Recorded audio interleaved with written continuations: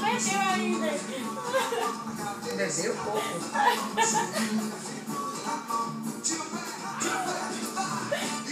Acho que não.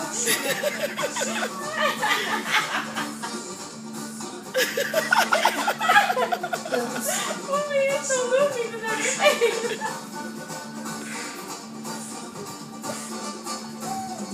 Agora.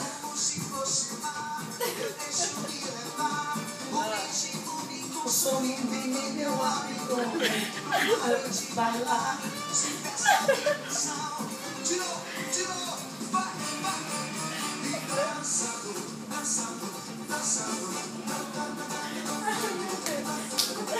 Ó, no Rio, quando eu conheci era o Rieto.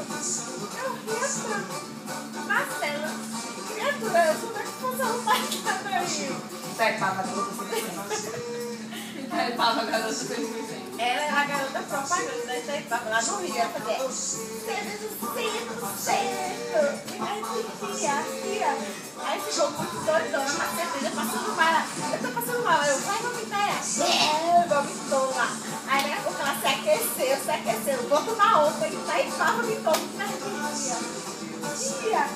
Engraçado, ela se aquecendo lá e baixava e anotava. Aí, tia. Meu Deus do céu.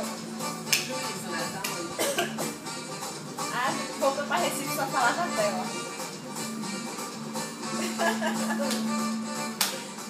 Depois dela,